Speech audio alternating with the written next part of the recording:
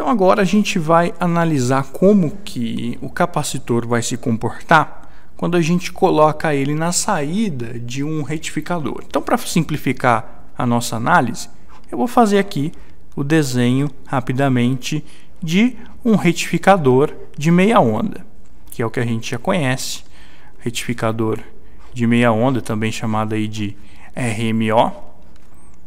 Vamos fazer aqui um retificador de meia onda, só que ao contrário de colocar carga, nós vamos colocar aqui na saída desse retificador, vou até colocar aqui os terminais para dizer que é a saída do retificador, nós vamos colocar aqui nessa saída, conectar nela um capacitor, isso mesmo, um capacitor, e vamos ver o que isso vai mudar, né? Qual vai ser o efeito que a presença desse capacitor na saída do retificador vai causar no meu circuito.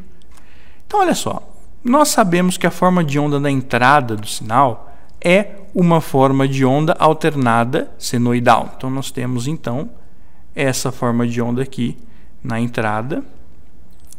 Perdoem aí minha senoide não ser perfeita, mas vocês já sabem que o meu forte não é o desenho. Então tá aí, o importante é entender a ideia, né, pessoal? Então aqui na saída do transformador nós temos um sinal alternado senoidal. Agora eu quero saber o que é que vai vir aqui para o capacitor. Qual vai ser a forma de onda que eu vou ter na saída do retificador, ou seja, aqui no capacitor. Vamos fazer a análise então. O semiciclo positivo, vou colocar aqui mais, é quando aqui em cima é mais e aqui embaixo é menos. Isso a gente já conhece. Pois bem, nessa situação então, nós estamos vendo aqui na forma de onda que a tensão do transformador, no secundário do transformador, o nosso V2, vai subindo lentamente no formato senoidal. Ela vai subindo até chegar na tensão de pico, então ela começa a cair até chegar em zero e vira negativo. Pois bem, nós temos um diodo aqui. Esse diodo, nós já sabemos, vai fazer com que somente o semiciclo positivo do sinal passe. O semiciclo negativo, essa parte negativa aqui, não vai conseguir passar. Isso nós já sabemos também. Vamos analisar então o semiciclo positivo, que é o semiciclo que passa. Ora, nesse momento aqui, a onda começa a subir. Quando a onda começa a subir, o diodo, aqui é mais, aqui é menos, o diodo está polarizado diretamente, então ele conduz, ele permite a condução da passagem da corrente, e essa corrente vai começar a carregar o capacitor. Então a forma de onda do capacitor, eu vou desenhar ela aqui de azul, ela também começa a subir. A tensão no capacitor também começa a subir, junto com a tensão do transformador, uma vez que o diodo ele está permitindo a passagem da corrente. Então a tensão no capacitor vai subir.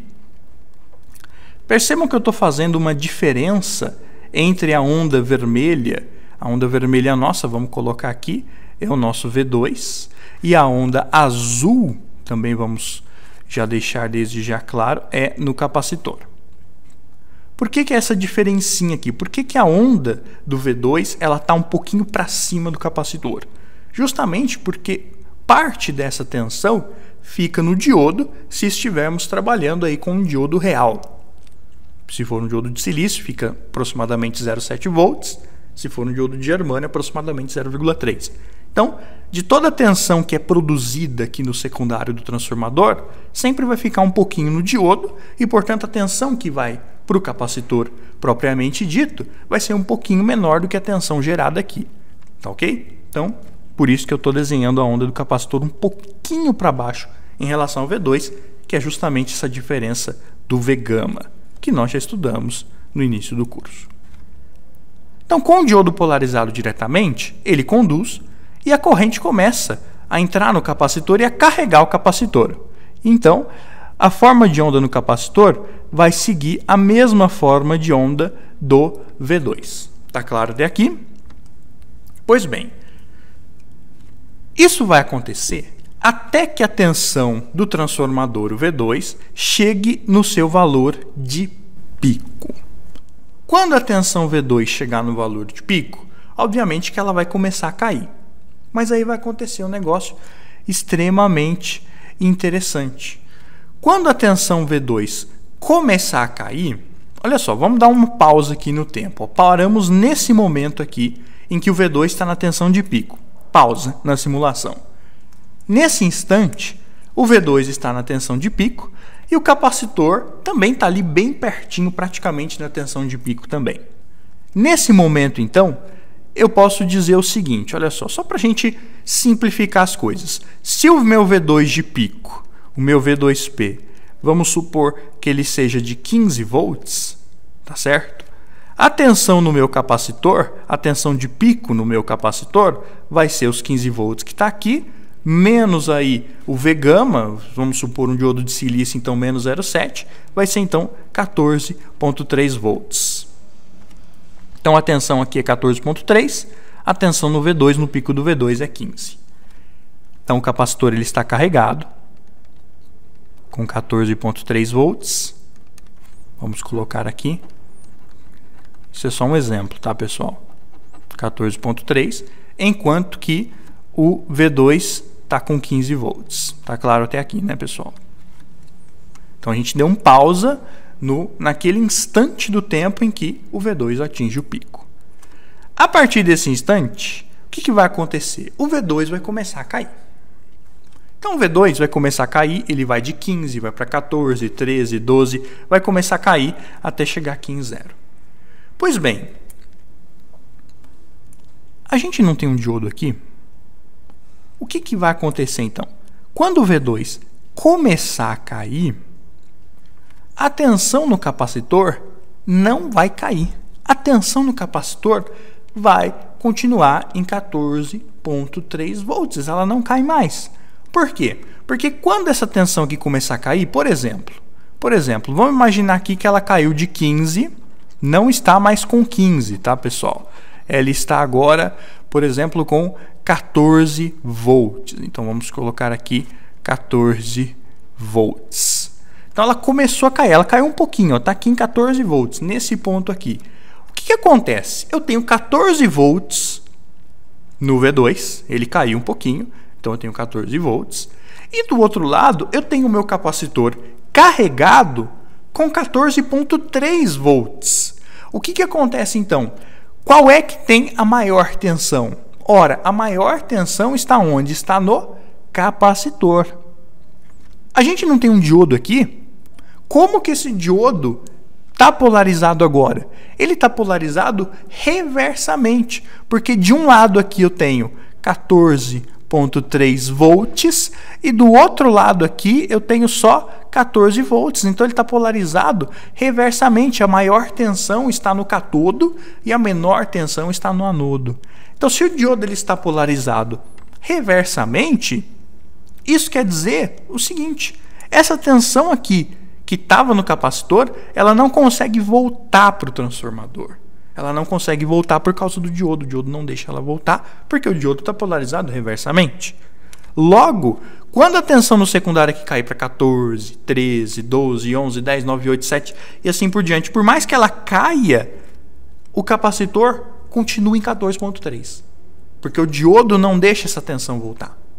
Então, uma vez que o capacitor se carregue com a tensão de pico do secundário, ele vai continuar carregado com essa tensão de pico do secundário. Então a forma de onda no capacitor, até aqui, até o pico, ela fica igual à do V2. Mas a partir do momento que o V2 começa a cair, a tensão no capacitor vai continuar. Então vai ficar uma linha reta, pessoal, olha só. Vai ficar uma linha reta, não vai cair mais, justamente porque o diodo vai ficar polarizado reversamente. Não tem como o capacitor se descarregar pelo diodo, porque aí isso implicaria corrente circular reversamente no diodo, o que a gente sabe não acontece. Então, uma vez que o capacitor é carregado pela primeira vez com a tensão de pico da senoide, ele não descarrega mais, porque o diodo não deixa ele descarregar. Então, olha só que interessante a forma de onda que a gente tem agora. No secundário eu tenho uma alternada senoidal, e na saída do retificador, depois do diodo, nós temos uma forma de onda contínua pura, ou seja, uma forma de onda de tensão de corrente contínua sem nenhuma oscilação. Tá claro isso aí, pessoal? Então, vejam vocês, uma vez que o capacitor carregou, não tem por onde ele se descarregar, uma vez que a tensão nele atingiu o valor de pico, não tem por onde descarregar, porque se tivesse por onde descarregar, né, ele descarregaria pelo diodo, e aí o diodo não deixa, porque o diodo está reversamente polarizado. Tá? Então, é muito importante a gente entender esse conceito, porque o nosso objetivo nessas aulas é cada vez mais chegar na fonte perfeita, ou seja, nós tínhamos um sinal alternado senoidal e nós queremos chegar onde? Nós queremos chegar em um sinal de corrente contínua puro, reto, sem oscilações. E percebam que a presença do capacitor aqui, de forma muito simples, fez com que o sinal de repente ficasse contínuo, reto, sem nenhuma oscilação, a partir, é claro, do momento em que ocorre a primeira carga do capacitor. Obviamente, pessoal, que as coisas vão mudar um pouquinho se a gente inserir uma carga. Lembra da carga que a gente inseria na saída do retificador? Agora a carga ela vai vir aqui, ó, depois do filtro, em paralelo com o filtro. E aí as coisas vão mudar um pouquinho, mas não vamos focar nisso agora. O importante é vocês entenderem que a presença só do capacitor na saída do filtro faz com que a saída do filtro faz com que ela fique em uma tensão de corrente contínua fixa, sem nenhuma oscilação. Se vocês entenderam o porquê disso, entenderam por que uma vez que o capacitor está carregado, ele não descarrega mais, porque o diodo fica reversamente polarizado. Se você entendeu isso, ok. Esse é o objetivo desta aula. E na próxima aula, a gente vai colocar uma carga aqui e ver o que vai acontecer. Se você gostou, dê um joinha no vídeo, deixe o seu comentário, compartilhe com seus amigos e eu vejo vocês na próxima videoaula. Até mais, tchau!